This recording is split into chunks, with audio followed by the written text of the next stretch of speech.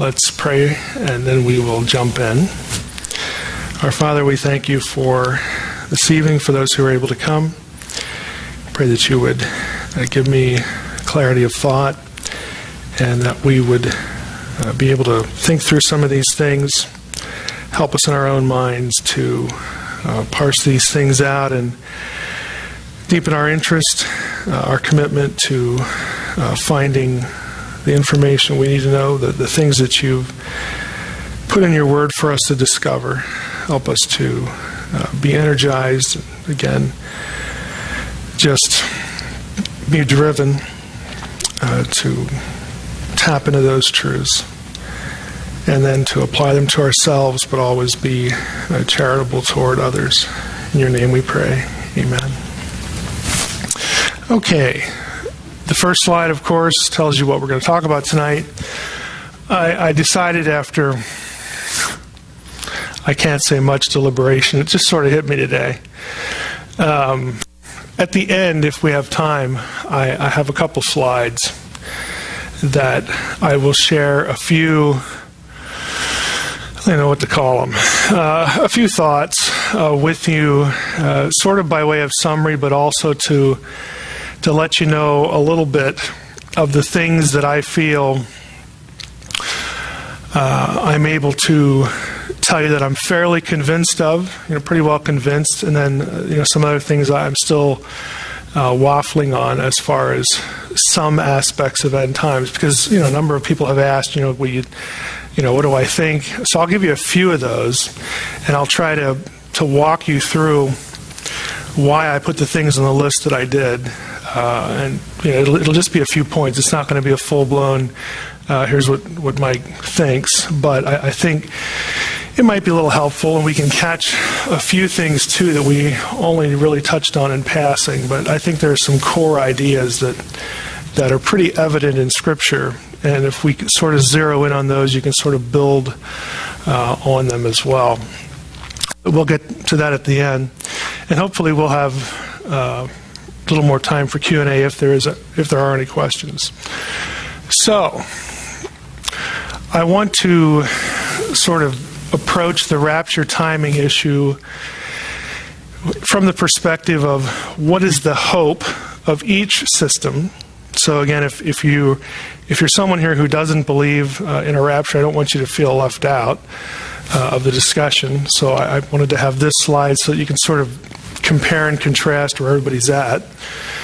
Because in the first week, I thought a good way to frame the question, someone asked, well, what is someone who doesn't, believe in a rapture or believe in the kingdom or whatever, what is their hope? What are they looking forward to? So I want to start here and give you that brief overview, and then we'll zero in on the systems that split the coming of Christ, the return of Christ, into two events, like we talked about on the second week. Are you a splitter or a joiner? And then last week we hit the 70th week of Daniel, which ties into that. And both of those things will factor into, very naturally, what we talk about tonight. So the first position here, pre-trib, pre-mill, I'm guessing that most of you are probably that. It's a very common tradition within evangelicalism. That view says, well, here I am, and we're somewhere in the here and now, and somewhere out there's going to be a rapture. And then after the rapture, there will be this 7-year period that we call the tribulation. After that is the second coming, and then there is a 1,000-year millennial kingdom on earth. And then after that, we have the eternal state, new heaven and new earth, whatever it is you want to call it, by whatever phrase. And so the hope of this system is a rapture that is preceded by nothing in the way of signs. Remember, last week we talked a little bit about imminence. It's easy to sort of define imminence one way if you have this 7-year period that you think is the last week of a 70-week cycle. Okay, there's a certain timing that goes with that. And if you see clear borders here, there are things that you associate with the prior event and the second event. And really the signs that Jesus talks about, this system puts in here preceding the second coming, but nothing preceding the rapture. This is the only system that defines imminence as nothing needs to occur before this event in the prophetic calendar.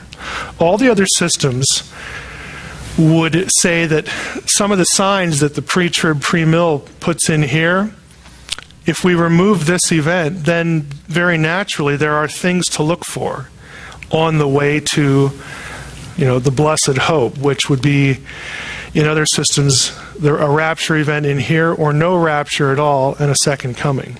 But in this system, here is what is usually thought of as the blessed hope, being removed from the tribulation, taken with the Lord, and then the events here play out on earth and the Lord returns 7 years later. Now, the mid-trib position has the 7-year block, and right in the middle is when they say the rapture happens. So in this system, again, you will read those who take this position as describing certain things that you could possibly detect in terms of signs and things that will happen to let you know that the tribulation has begun. And once you see the beginning of the tribulation, then you know it's 3.5 years from that point. So you know when the rapture is going to happen. And then obviously, because you can do the math, okay, 3.5 and 3.5, you know when the second coming is coming, right after the 7th year expires. So this system would not define imminence as there's nothing to look for. Blink of an eye. Okay, this here is the only system that does that. Then, of course, we have the kingdom and the new heaven and new earth, eternal state. Now, this one you may not have heard of. The most familiar positions of rapture positions are pre-trib, mid-trib, and then post-trib. I'd say in the last, maybe 20, 25 years, maybe a little longer, Marv Rosenthal, who was very active in ministry to Jews and Jewish Christians, came up with a different view called the pre-wrath rapture. It's sort of like the mid-trib, but there are a few differences. We have a tribulation period just after the midpoint. After the midpoint, sometime after the midpoint. We don't really know. That second 3.5 years, in that second 3.5 years, then the rapture can happen at any time, any moment. So we have to pass the midpoint. The rapture occurs after the 3.5 years expires, and then we have a second coming, millennial kingdom, and then the eternal state. Now, this is called pre-wrath because it does not equate the full 7 years with the Great Tribulation. The Great Tribulation in this system is a smaller unit of time that begins and is really triggered by events in the middle of the 70th week of Daniel, and namely the abomination of desolation. So once that happens, once you pass the midpoint, then the Lord can come back at any time, and He's coming back again with the purpose of taking the Christians off the earth, because there's going to be a terrible, terrible time of extreme persecution within the second 3.5 years, but not equated to the second 3.5, because then he'd be a mid-tribber. He is a pre-wrath theorist, hence the name. Post-trib, again, has the 7-year tribulation. At the very end of it, we have the rapture, comes down in the air, takes believers up, and comes right back down again in the second coming. So that transpires right at the end of the 70th week of Daniel. Again, all these systems assume that the tribulation period is the 70th week. We talked about that assumption last week. Again, there's no verse for it, but it's an argument built on other considerations. So right at the end, we have the second coming, then again the kingdom, and the eternal state. All of these positions are splitters. They have two events, rapture, second coming. The difference between them is the timing and the spacing between the two events. They will largely make the same assumptions. They will take certain passages slightly different ways to get this variance as far as the timing and the spacing. This view down here, referred to as the historic premillennial position, does not believe in a rapture. The blessed hope for this position is the second coming, a single event. Again, here it's the rapture. The hope is that I'll be out of here when all this bad stuff's happening. Now, when you get to the post-trib, it's like, well, we went through it anyway, So you can't really call the rapture the blessed hope, but the hope really, focuses on the end, like the historic premill position. The differences are, you still have two events here, even though they're virtually back-to-back. You only have one here. And there's really no interest, or no need is probably a better way to say it. There's no need to have a precise 7-year period preceding the second coming. It's a lot more variable or flexible. But you have the second coming, kingdom, and new heaven and new earth. The amillennialist, same hope as the historic premill, the second coming. And then after that is the new heaven and new earth. That we don't have a 1,000-year kingdom set up and then the eternal state. It's all the same thing. So this is Amil. Now, these two are somewhat close, but what the fundamental division is that since the historic premill position has this little element, this millennial kingdom, they're going to insist that when Jesus returns, he actually governs on earth, again for the specified 1,000 years. Hence, it's a millennial position. It's one of the millennial positions. In the Amil system, they view the millennial language as referring to the here and now, the church, the age we're in now, is the kingdom, and that's all there is. Whereas the historic premill says, well, yeah, we're, in some sense, the kingdom is here, but there's going to be a future time after Jesus comes back that he will actually set up a system of government on earth and rule on the earth. Again, that's sort of the fundamental distinction, even though there's a lot of overlap here. Now, all rapture positions presume certain things.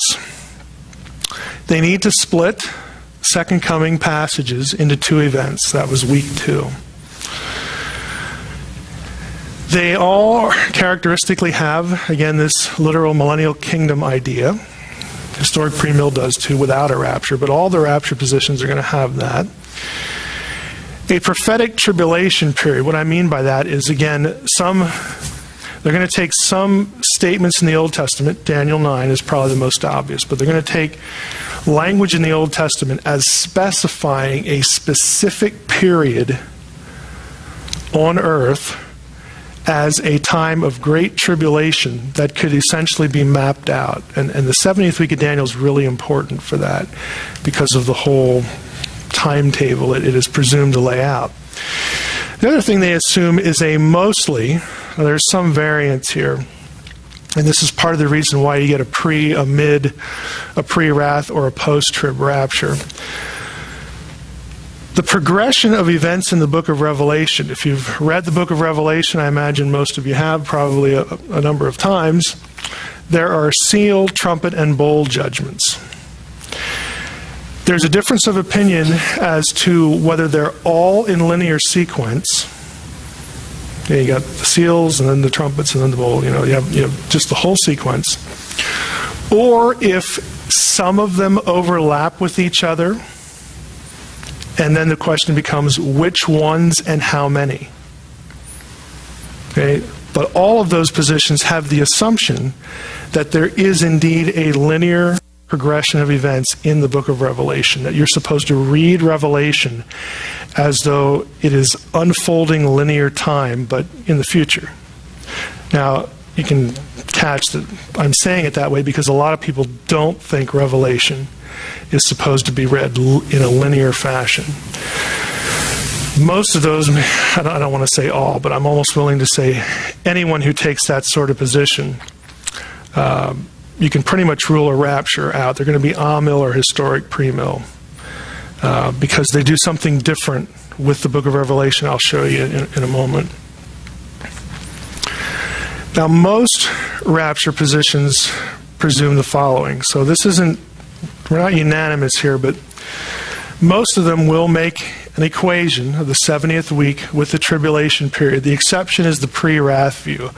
For them, the term tribulation or great tribulation is not 7 years. It's a portion within the 70th week of Daniel. So that there's not a one-to-one equation there. Also, most rapture positions do acknowledge that there will be signs to look for, either before the rapture, depending on how far into the 70th week you put the rapture, there might be things to look for, or the second coming. Again, the exception is the pre-trib, pre-mill. That's the only view that's going to define imminence as there is just nothing that needs to happen before the rapture could happen. And that view is the exception. Timing factors. Here we sort of get into what we'll take a brief look at tonight. The belief that the tribulation period judgment is only for the Jews is an important factor in the timing question. In other words, how is any of it for Christians, or is none of it for Christians? And this is a period of judgment, okay? And so, does the church go through any of it or part of it? And which part? How long? Okay? So this whole issue is quite significant as far as what you think, what's the relationship between these two events, the rapture and the second coming. This is again tied to the 70th week, again the presumed connection, because for some this period is 7 years and the church is entirely divorced from it. For others it's part, and the church either is still divorced from it or goes through part of it. Again, it just depends. Now, here's why the question is raised. If you link the 70th week to the tribulation, think about what we looked at last week, what Daniel 9 says in verse 24. 70 weeks are determined upon who? Somebody fill in the blank for me. Determined upon thy people and thy city. Okay, and speaking of Daniel, it has to be for the Jews and for Jerusalem. So the assumption is that as the angel describes the 70th week in verse 27, is when we have the abomination and all this terrible destruction happens, that if all the other weeks were for Israel and for Jerusalem, then it stands to reason that the 70th week, which again is presumed to be this tribulation time, it stands to reason that that week also is predictive of events that will happen specifically to national Israel and its people. Again, it's a very logical thing to presume. Because that's true, and because we can't equate national, key term, national Israel and the church, because those are two different things, the assumption is that the church is not going to endure the suffering of the tribulation. It's somehow out of the picture. There are rapture positions that don't buy that entirely. Again, if you move the rapture into the tribulation, then you either have to redefine the tribulation, like the pre-wrath position does, as a little part of the second half, or you have to say, I think the church is going to suffer too. You got to make one of those two choices. But the question is raised because of Daniel 9:24. 70 weeks determined upon thy people and thy city. And then you extrapolate from that. So this is a big deal, and an area where there's going to be disagreement. Again, the issue of the sequence and overlap of the judgments in the book of Revelation is going to be a factor. Presence or absence of the church in Revelation 4 through 18. Now here's what I mean by this. In Revelation 1 through 3, that is the message that Jesus gives to John about the various churches in Asia Minor. So a lot of the discussion is about churches. One of the arguments, I'll show you in a second, is that after chapter 4, you don't have the word church show up in the book of Revelation. In fact, verse 1 of chapter 4 says, after these things I saw, and then stuff's going on in heaven. And so the assumption is that there's a transition in time and events where the church was part of the picture here, and then once we hit chapter 4, when John starts getting information about the future, the church is not in the picture anymore. So this issue, is the church present or absent? There's other views are going to say it is in chapters 4 through 18, and I'll show you why. This question sort of dovetails with this one, that it would make sense to not have the church in these chapters when all the bad stuff's happening. That would make sense because the tribulation period is for the Jews, not the church. So these ideas go hand in hand. I'm just trying to distill them here. The last issue we'll touch on tonight is how to interpret Matthew 24. Matthew 24 is in the New Testament, so every rapture position has to say something about it. But Matthew 24, it's Jesus' longest sermon, other than the Olivet Discourse, or the Sermon on the Mount. It's his longest sermon, might be a little bit longer than that. Definitely his longest sermon on prophecy. There's actually a lot said in that chapter that allows you to create a chronology of events. There's a lot of ambiguities in it too. But because you're looking at a basic chronology, there's a disagreement over how that chapter influences the whole issue of the timing of, again, the presumably separate events of the rapture and the second coming. You know, people who don't believe in a rapture are going to look at Matthew 24 in an entirely different way. They're going to say it's all about the second coming. It's all about the second coming. It's all about the second coming. They're going to filter it through that decision that we talked about in week 2. If you're splitting the events, you got to do something with the passage. You've got to, and here's the problem, you've got to find some explanation for the passage that matches, that you're, at least you're comfortable with the matches what's said in 1 Thessalonians 4 and 1 Corinthians 15. Again, we talked about those 2 weeks ago too. So here are your major factors. Let's take a brief look at them. Is the church removed before the wrath of God? Now, I put wrath so that I sort of account for the pre-wrathers here. But is the church removed from the prophetic picture before things get bad? Again, before this great tribulation, before the wrath of God. Embracing or rejecting that idea influences how you look at other passages. Key text. Here's one of the key sort of proof texts that everybody has to do something with. You turn to God from idols, 1 Thessalonians, this is Paul, to serve the living and true God and to wait for his Son from heaven.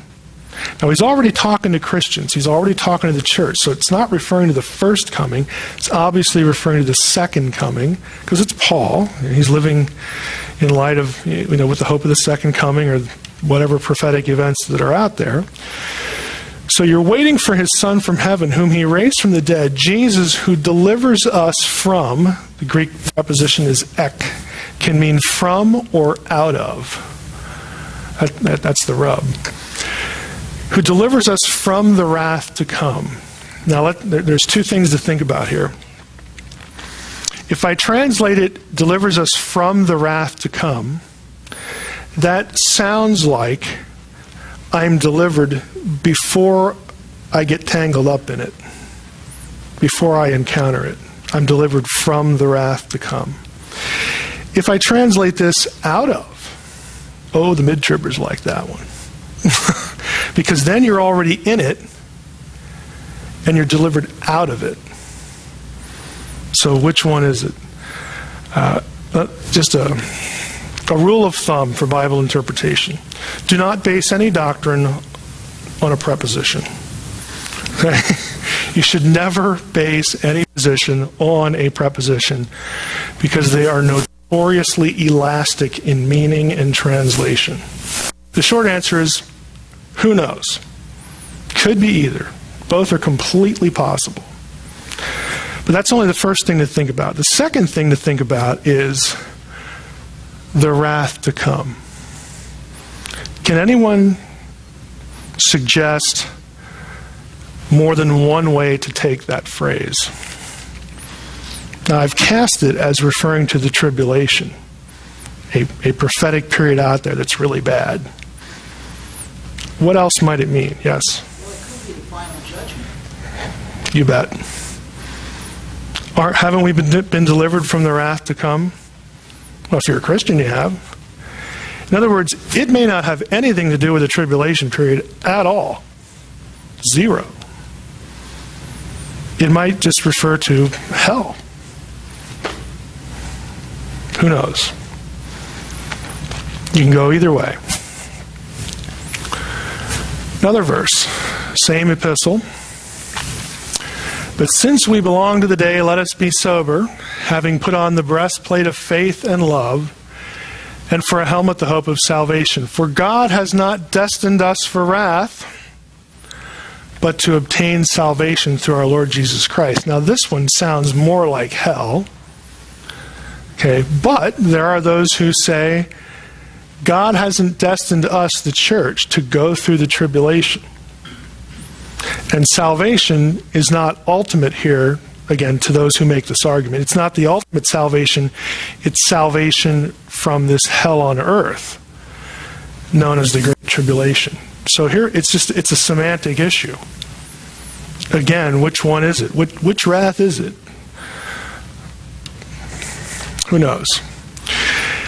The logical question is, if you're going to take, you almost got to take them both the same way to be consistent.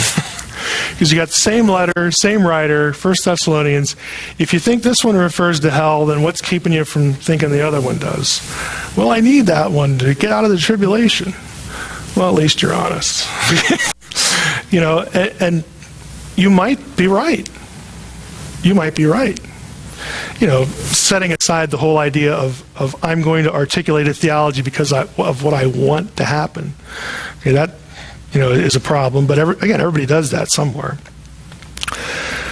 Setting that aside, you know, you have to either say, you know, I think I can have one and the other. I think it's 6 of one, half of another. I'm just going to make it, in this passage it means this, and that passage it means that. Or I'm going to be consistent and have the same approach, the same interpretation for both. And then that'll take you somewhere else. Again, in your view. Go ahead. Would you, to be consistent, have to be parallel internal to the passage?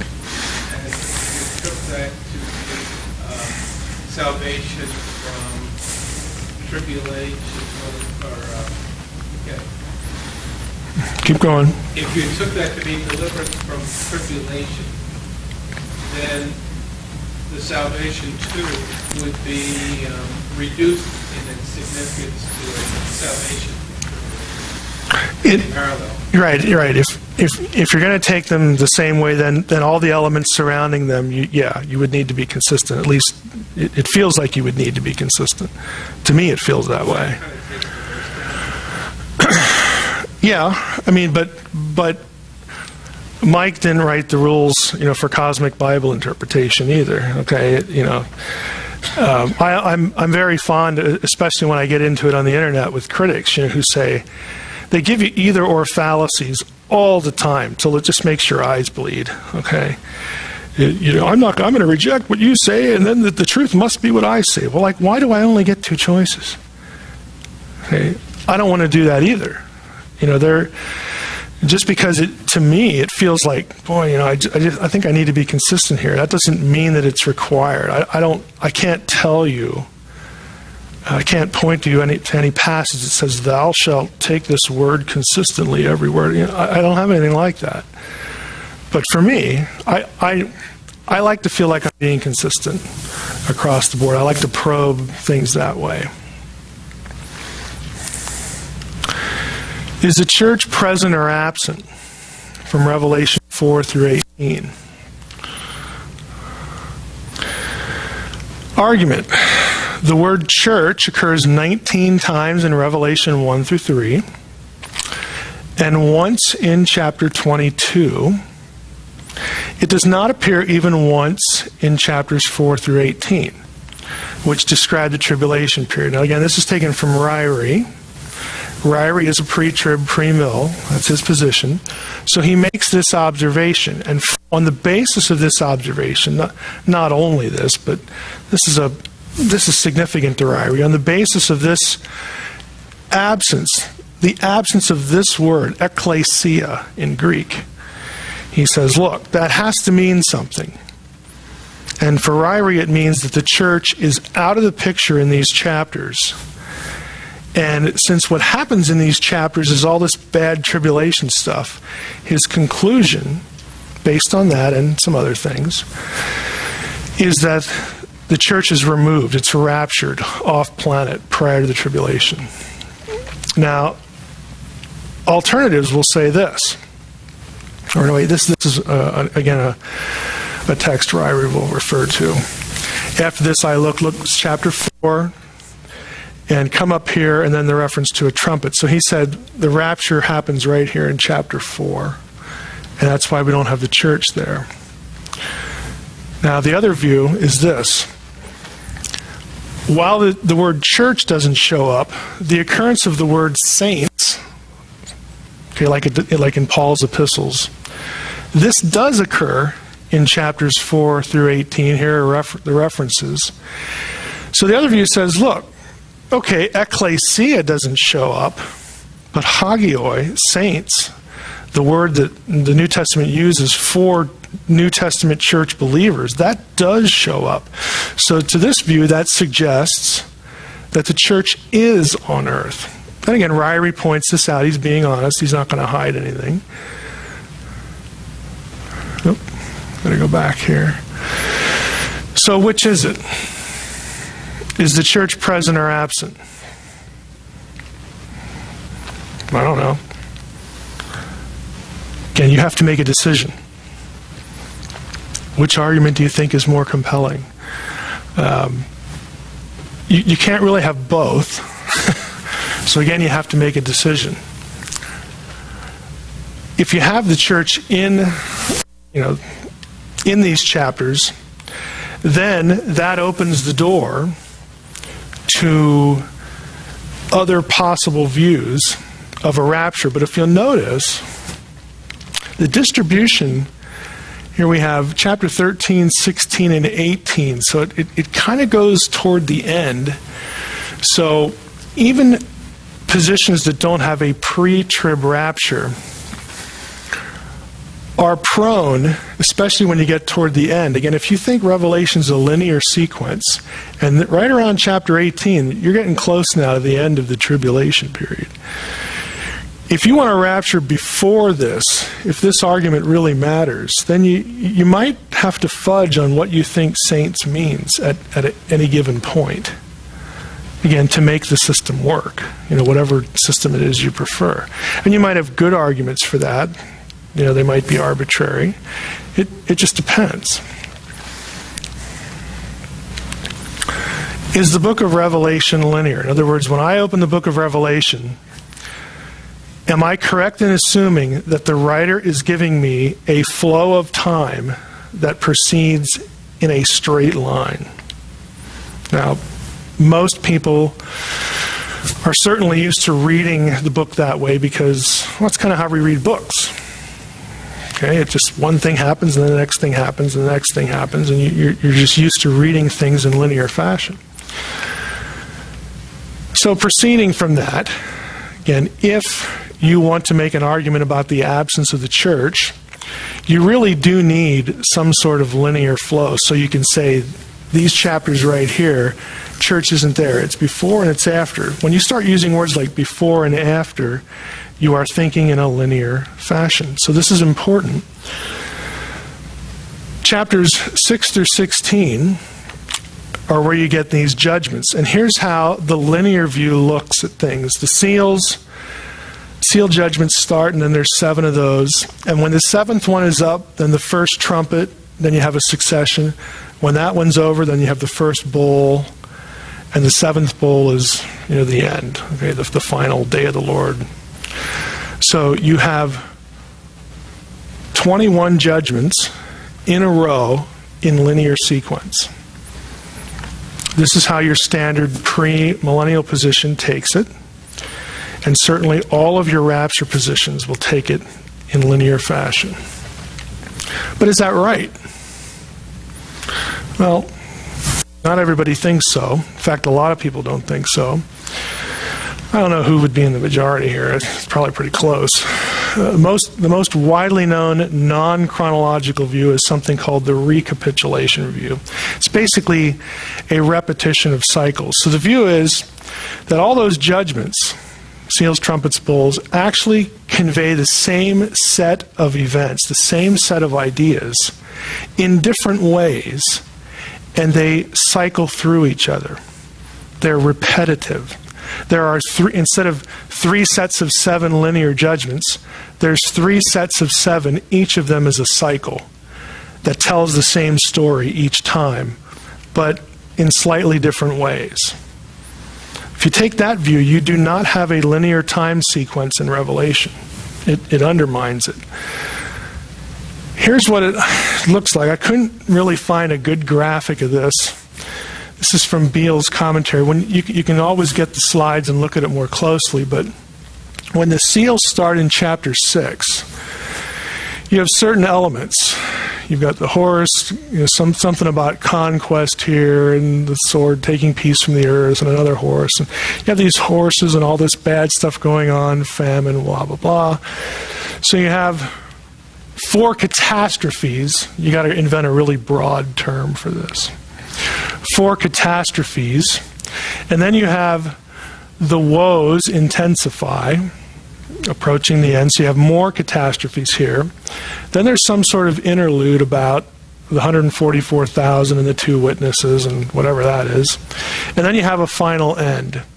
So here's one cycling through catastrophe level 1, catastrophe level 2, interlude, and the final battle, the final conflict.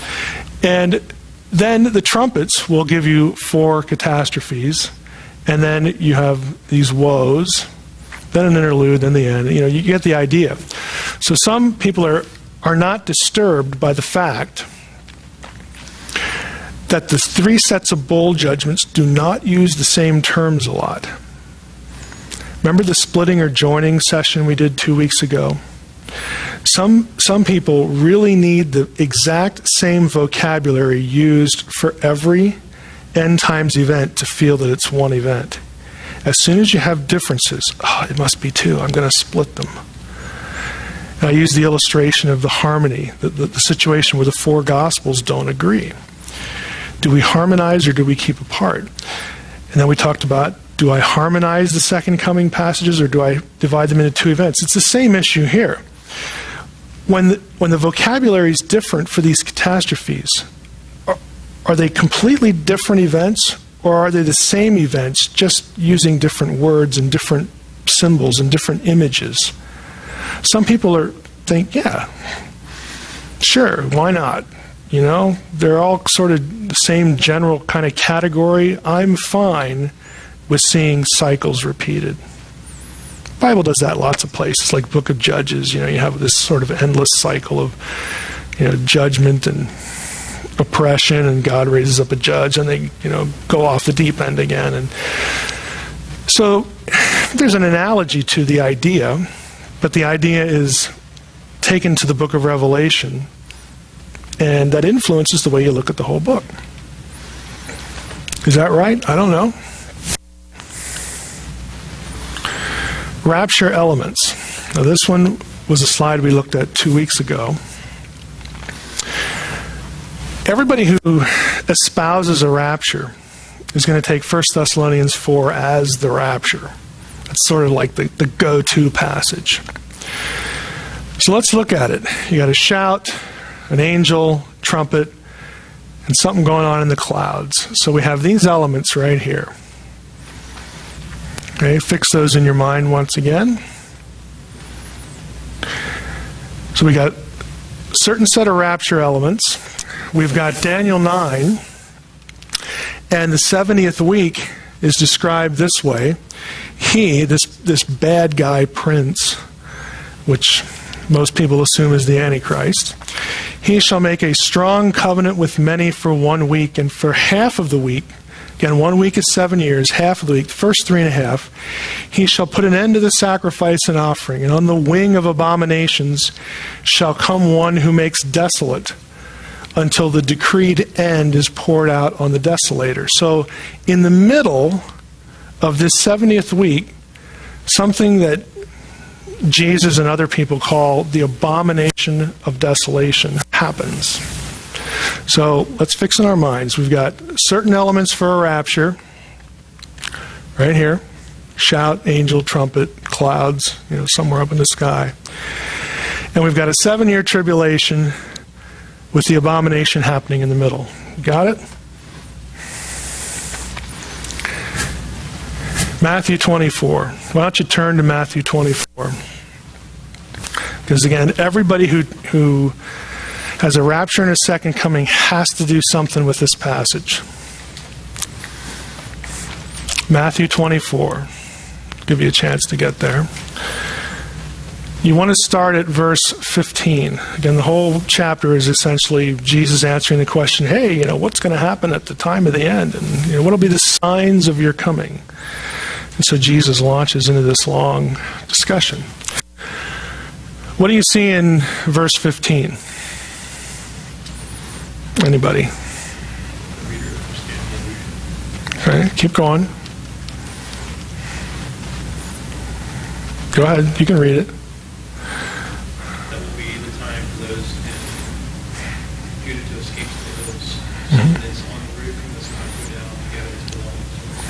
Mm-hmm. Some of the field will not turn back to its coat. Mm-hmm. What a terrible time it will be for pregnant women and nursing mothers. But you will not have to escape in winter or on Shabbat. For there will be trouble then worse than has ever been from the beginning of the world until now. Okay, let's stop there. It sounds like it's bad. Okay, so it sounds like the tribulation. Keep going. And there will be nothing like it again. Indeed, for this time, nothing like it. No one would survive. But for the sake of those who have been chosen, its length will be limited. At that time, if someone says to you, "Look, here's the Messiah," or "There he is," don't believe them. For there will appear false messiahs and false prophets performing great miracles, amazing things, so as to fool even the chosen, if possible. There, I have told you in advance.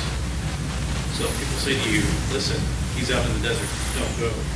Or, "Look, he's hidden away in a secret room," don't believe it. For when the Son of Man does come, it will be like lightning that flashes out of the east and fills the sky to the western horizon.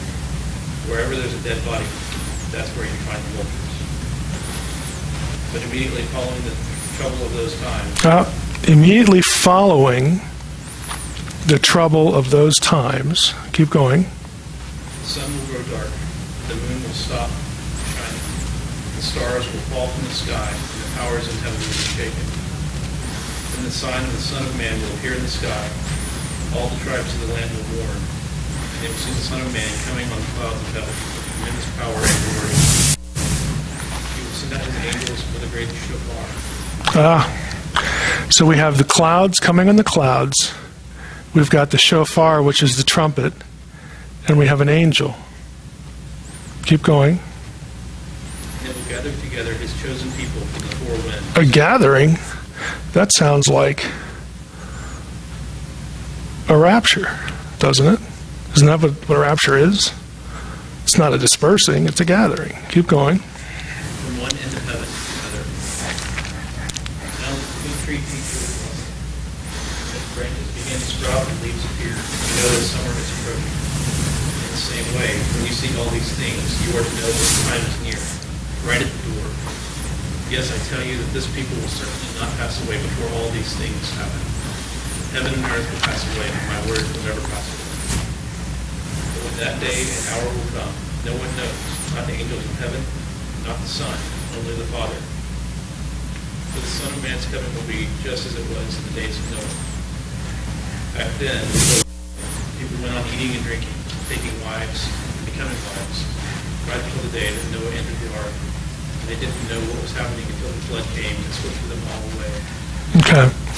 Go back to the reference to the, I don't know what terminology you used, right around verse 29. Is that the abomination reference?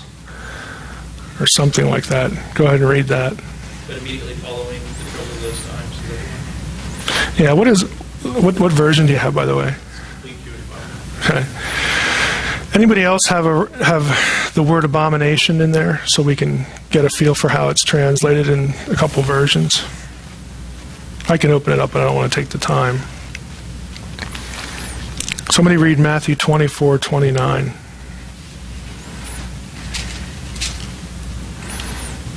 Immediately after the tribulation of those days, the sun was darkened. Okay, back up a little bit. 15, okay, yeah. Read that then. 17. Yeah. 15 has abomination. Okay. The abomination of desolation. All right. Known by the prophet Daniel standing in the place out. Yeah, that one. Okay. Reader understand. And let those who are in Judea flee to the mountains. Let the one who is on the housetop not go down and take what is in his house. And let the one who is in the field not come back to take his clothes. Okay. So we have a reference to the abomination. Oh, that was faster than I thought it would be. In verse 15, so when you see the abomination spoken of, and then all this bad stuff happens, when does the abomination happen according to the 70th week? In the middle, right? So this must be the midpoint of the tribulation if we're going to take the 70th week of Daniel as, catch this, if you take the 70th week as a synonym for the tribulation, then you have a 7-year tribulation, and this must be the middle point. And what that means is you don't get the language about the gathering, the angel, the trumpet. You don't get any of the stuff you find in 1 Thessalonians 4 until after the midpoint. So that creates an issue. If you're a pre-trib, pre-Miller, what do you do with that? Okay, well, what you do with it is you have to, back here I have choices right here. You got some choices to make. Either you have to have those set of signs in the angel, the gathering, the trumpet, all that stuff. You either have to argue that both of those signs refer to both the rapture and the second coming. Okay, you have to argue that the imagery is the same. But as soon as you do that, the other side, your opponent, is going to say, well, why don't you just have one? In other words, if you're going to use the same images for two events, what's wrong with just saying that those two events are actually the same event? And the answer is nothing's wrong with that. It's a decision you have to make. You again either split them, you're firmly convinced that a split is necessary, and therefore you have to look at the imagery and apply it to both and say Matthew 24 is talking about the second coming. It's not talking about a rapture. The context is the second coming. And it just so happens that those images in 1 Thessalonians 4 are also relevant there. Again, I just did it. I just made that argument for you. And then I would defend that argument. Whereas the other side is going to say, oh, give it up. Okay, it's the same thing. Just one event.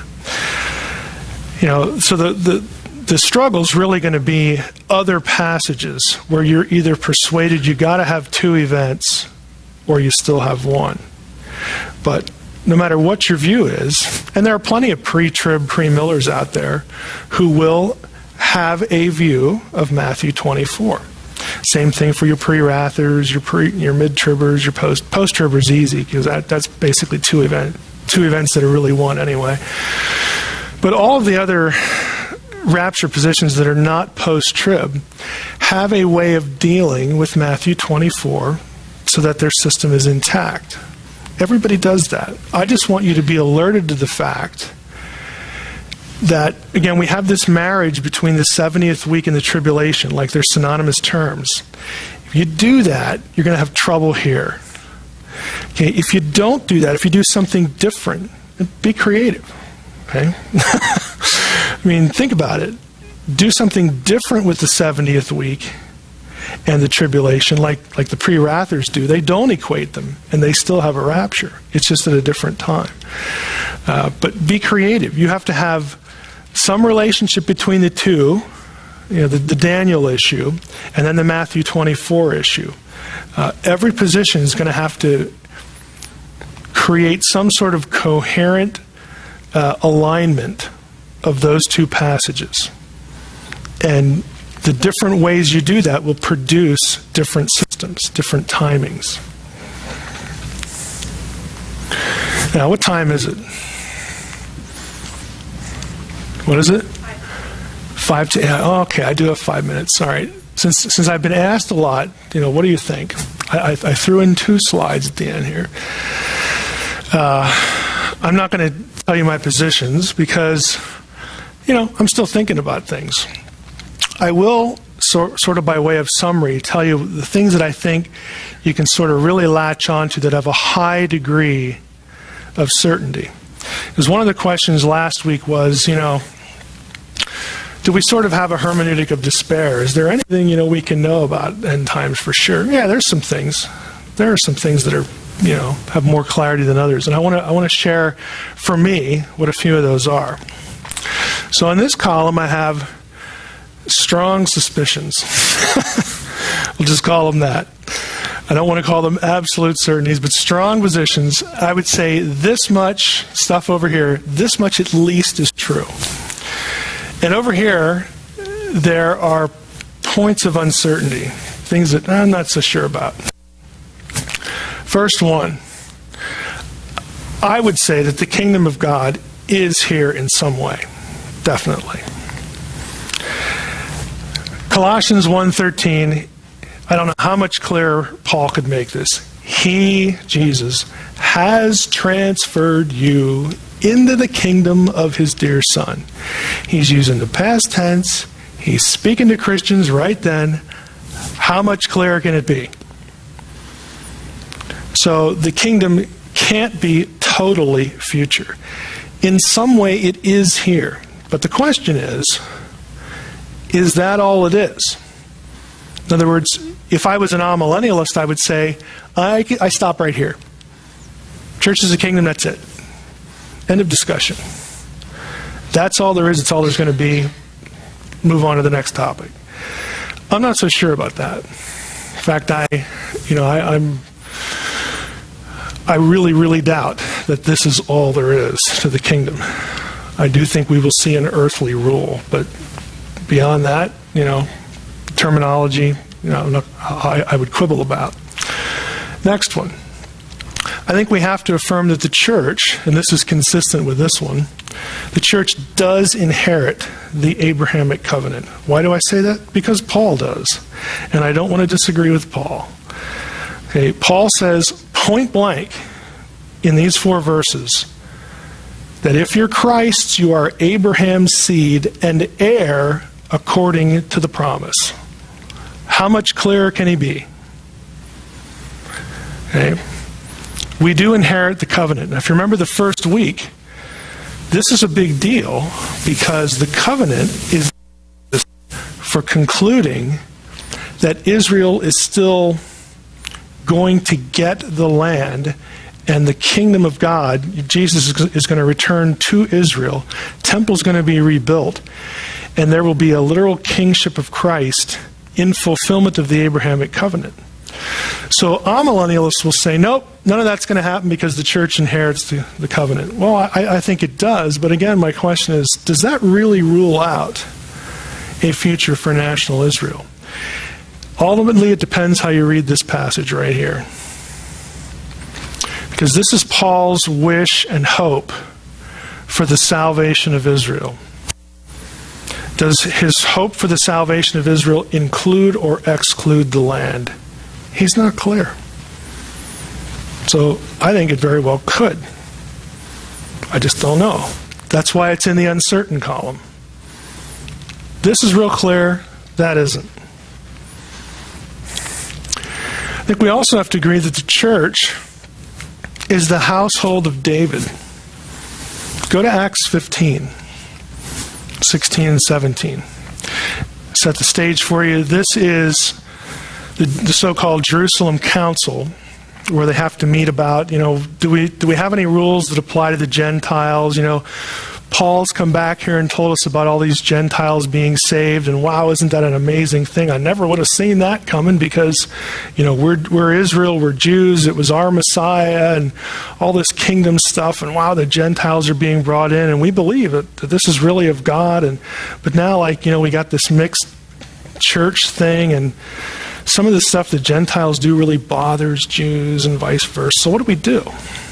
So they meet here, and James, in these two verses, quotes a certain passage. Okay, let's hear it in Acts 15 first. Somebody want to read those two verses? After this I will return, and I will rebuild the tent of David that is fallen. I will rebuild its ruins, and I will restore it.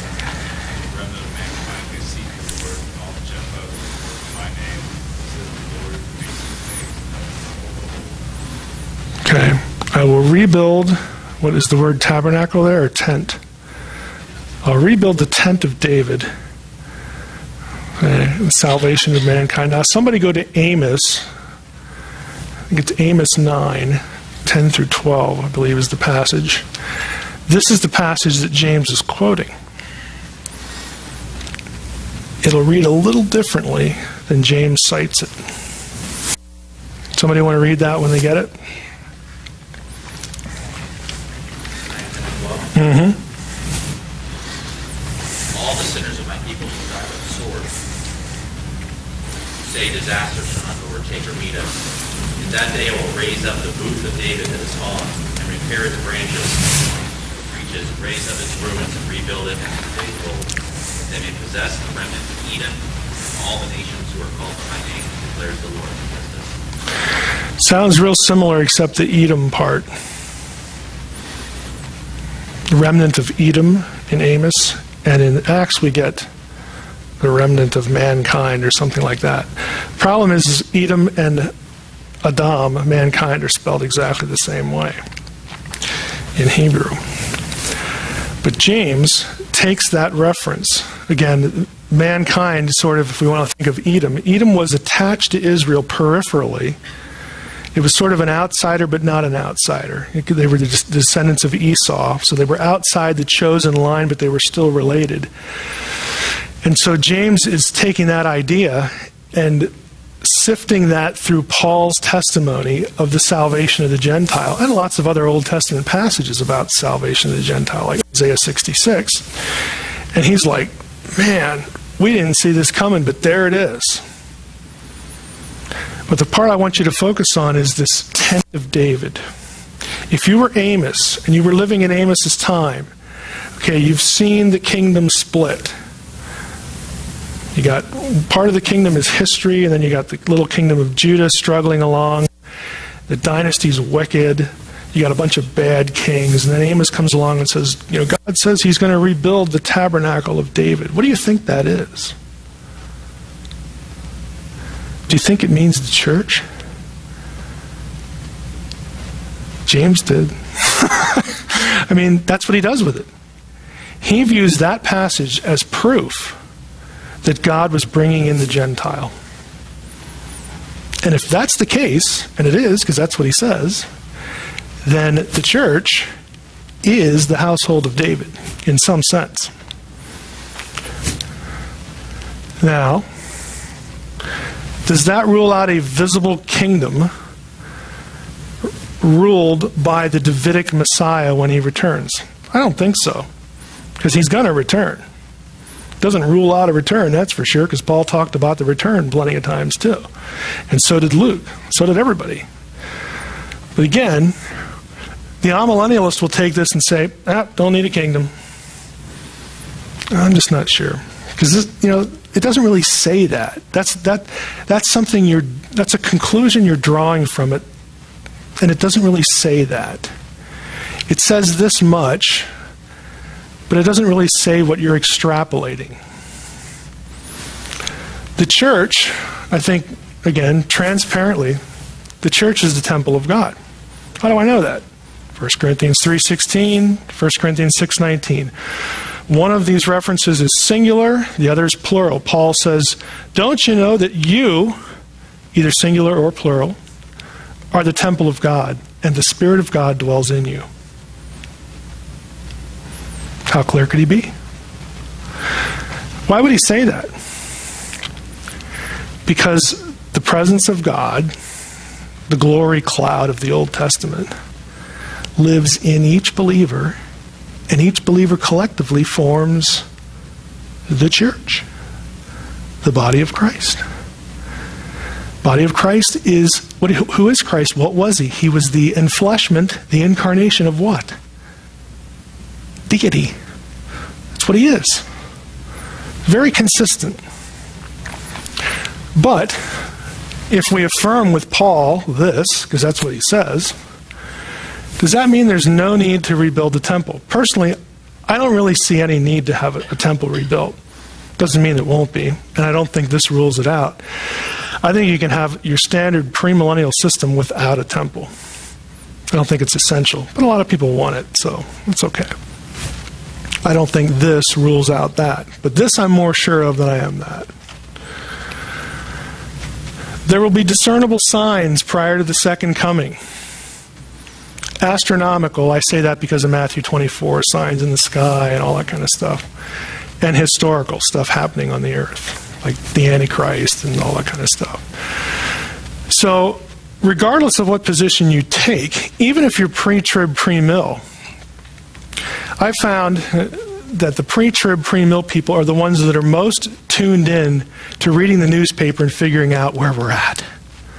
And they're the ones that are saying nothing needs to happen, but they're the ones that just, man, they're just right there.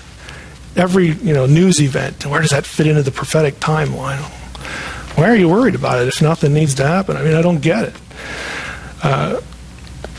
Even that system, even though in theory there's nothing that needs to happen, you can tell that there is a sense when Jesus in Matthew 24 starts talking about all this stuff going on, even though they'll put the signs into the tribulation period close to the second coming, because that's kind of where they're at. If you do that, why would you do that as a pre-tribber? Because if you can pin that down, then you can do the math and work backwards, and then you'll know when the rapture is. Okay, that's Harold Camping, okay, the whole spiel. This is what everybody's doing. Even though they'll believe in imminence, boy, they sure want to know. And so we're looking for signs that'll appear later. I won't be here. Church won't be here. It'll be off planet. We'll be with the Lord. But man, if I can pin something down over here, then I just get out my calculator and work back. And I know when it's going to happen. That's really cheating. But there is truth in the sense that, yeah, there are passages that say that. But again, if you're pre-trib, none of this is before the rapture. All of it's before the second coming somehow in the 7-year period. If you're not a pre-tribber, then, this takes on a different meaning to you. You're plotting out, you're looking for different things for different reasons, different parts of the tribulation. This obviously, I don't know if I want to call it I think I would call it a sort of a kind of a lesson in futility. Maybe not a complete waste of time. It is interesting to some extent, but you're guessing everywhere. Plus you have Jesus saying, look, The day or the hour, no man knows. Now, I'll grant you, if you guess, I don't want to get into it, but the big one is, what is the sign of the Son of Man? We know, astronomically speaking, that there were signs that accompanied and map with extraordinary precision, like down to a 90-minute window, the first coming, the birth of Christ. Okay. The question is that what the sign of the Son of Man means? In other words, is the same set of circumstances that were at the first coming in the sky, is that going to repeat, and is that what the sign of the Son of Man means? Who knows? Nothing ever says that. But if you guessed right, you could map this to within 6 months or a few months. You could map it all out. But you're guessing like at 10 other different places too. And I think this is what Jesus is getting at. Look, you're not going to know. Here are some things to look for so that you're ready, but you're not going to know. So don't worry about it. I mean, just be satisfied with what I'm giving you. A few last things. These are things I would say just don't have a prayer of being right. Okay, so we're gonna have the negative perspective here. I don't see how you can get a partial rapture. Okay, rapture's tough enough. You got enough questions there. But to say that the rapture is only for the holiest people in the church, that one I'm real skeptical of. I think you can rule out Gog and Magog as Russia. This is one of the things that I just love to hate. Okay. Hebrew is not Russian. Okay. Rosh does not mean Russia. Tobolsk does not mean, whatever, Togarma. Okay. Semitic is not Indo-European. Okay. There's just no relationship at all. I think we can rule that one out. This one is a little more interesting. Go to Revelation 20. I would say we need to rule out Gog and Magog, whatever that is, as an event separate from either the second coming or the day of the Lord. The only other place in the Bible where Gog and or Magog are mentioned is Revelation 20. And it occurs after the 1,000 years. Nevertheless, you will read all sorts of books that have Gog and Magog happening somewhere in the tribulation with amazing precision, somehow completely ignoring Revelation 20, which is over here. So you literally, and I have seen people do this, you literally have to say things like, well, I just think that's another Gog and Magog.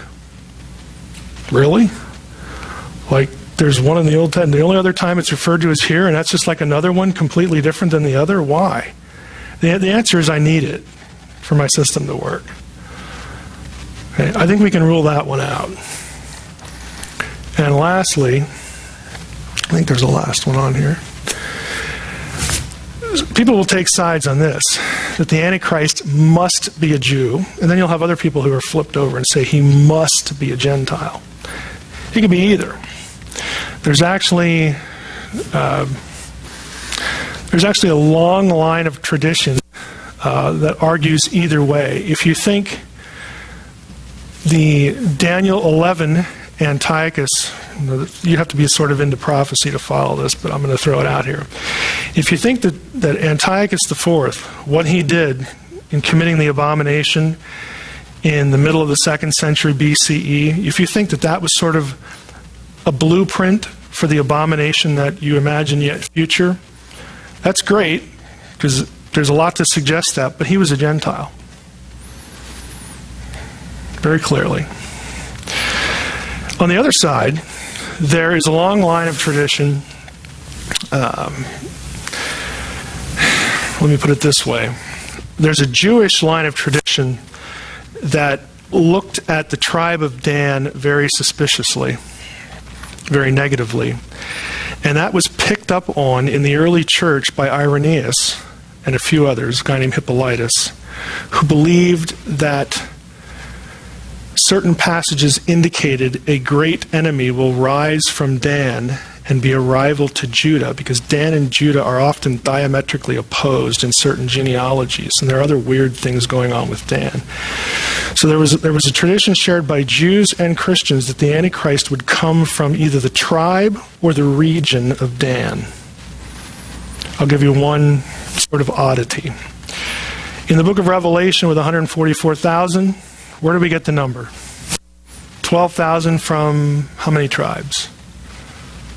12. How many tribes are there in Israel? 12. Look at the list. Dan is not there, but it's still 12 tribes.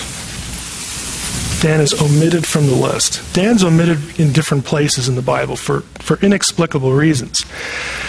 And so the rabbis in the early church noticed these anomalies, and also the location of Dan in the far north. There's a whole Old Testament tradition called the enemy from the north. It's a motif that repeats. It's in Ezekiel 38 and 39, by the way. This northern enemy that comes down that attacks Jerusalem and all this kind of stuff. Dan is part of that because of where Dan moves. Dan's tribe originally was in the south. I know I'm getting into these boring passages in the Old Testament, like tribal allotments. Man, that's exciting reading there. But if you look at it, some of the best stuff is in these odd passages. If you look at it, the tribe of Dan originally was in the south, right above Judah, like near Jerusalem. They move.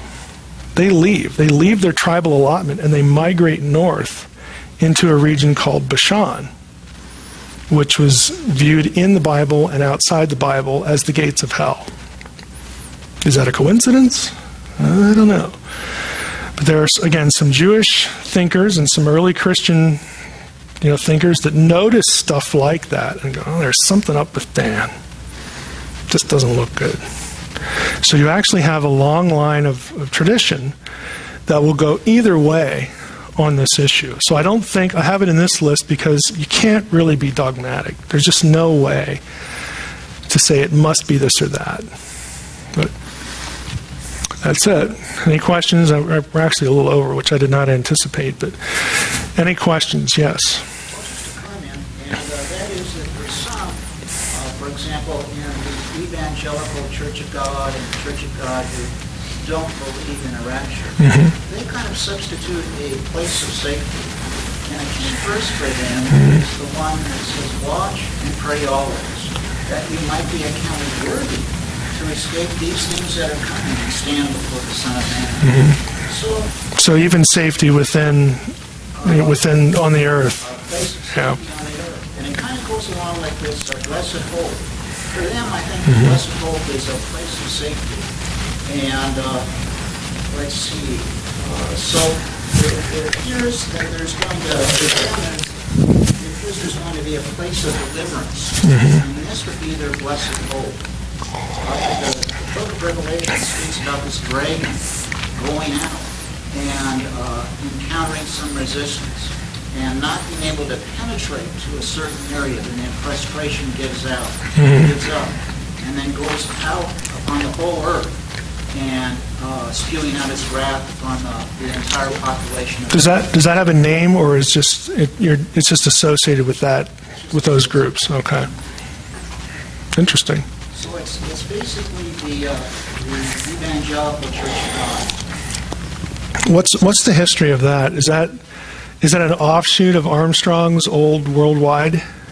Because I know they had sort of an evangelical derivative of that. I'm not sure, but I think it's in that area. Okay. Anybody else? Right. In the section where it talks about Matthew 24 to 30, it talks about all the time man was born. The Jewish New Testament commentary notes that Zechariah is clearly talking about the land of Israel, not the whole world, which is apparently another topic. So how does it apply it to either the rapture or the second coming in the note?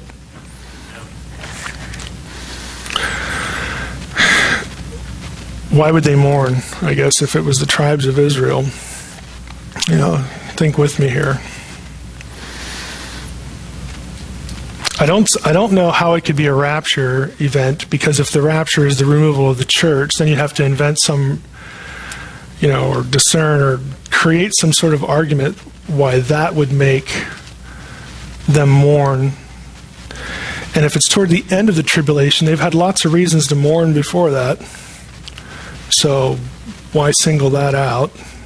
I don't know. I'd have to see how it's plugged in to know what I think of it. But those are 2 or 3 things I'd want to know right off the bat. You sure it doesn't say anything? It doesn't apply it in some way there? Or? I don't see anything here. This just kind of stood out with me. Yeah. It's basically contrasting the erroneous translation of the world. Mm-hmm. Yeah. It's interesting. You'd also have to know what the word there is for tribe, because I don't know off the top of my head how much precision there is between tribe and nation. In other words, is a word that could be used for an Israelite tribe, is that ever used of a non-Israelite nation? Again, I don't have that in my head, but if it was, that might be a reason why other translators would actually choose world there. And they would have to take the 12. Well, there is no 12. It just says all, right? All the tribes or all the nations. That would have to be part of the rationale for choosing the translation world or nations instead of tribe. But that's a really good example, because, if that's the case, you're getting into word usage, and you can tell by virtue of the translation choice there, that really takes you in different directions. And I'm not saying that the translator is being a traitor here or anything like that. You just have to make those choices, because you can't put both in your translation. You got to choose one. So, I'd be interested in doing a word study on that, see if there's any usage that's non-Israelite for that. Anybody else? Sure, go ahead. So I was reading that shofar, which notes on that one was pointing out that was used for high holy feast days, like Rosh Hashanah and the Day of Atonement. I had a friend who once thought that either the rapture or the second coming would probably occur on feast of Truce or Rosh Hashanah or the Day of Atonement, just because of the fact that Mark was used, and I think in Corinthians, or 1 Corinthians, he was tracing through different periods of Jesus' life through the high holy feast days. Do you have your Logos open? Because I'd like to know if that's a transliteration, shofar. And I'll tell you why. If that really is the shofar, in other words, if that's not just an interpretive translation, if you can establish that's a shofar, since that's connected with the sign of the Son of Man, that takes on importance, because if you take Revelation 12 as a series of astronomical signs, and you literally take that as a series of celestial events, you can pinpoint the birth of Christ again to within a 90-minute window. And that event coincides with the blowing of the shofar. Okay, it's Rosh Hashanah as well. In other words, everything in the Jewish calendar and everything in the Greco-Roman astro-theological calendar aligns at that moment. So if that is the shofar, that would suggest, it certainly doesn't prove, it would be one argument that you would use to suggest that what's going on in Revelation 12 is the sign of the Son of Man. And so the question is, is that a legitimate assumption to make? Because if it is, then it suggests that the same concatenation of events is associated with the second coming as they were with the first. You see all the extrapolations I just made there. Okay, but the fact that you can do that, I actually have that on my computer. I have that mapped out.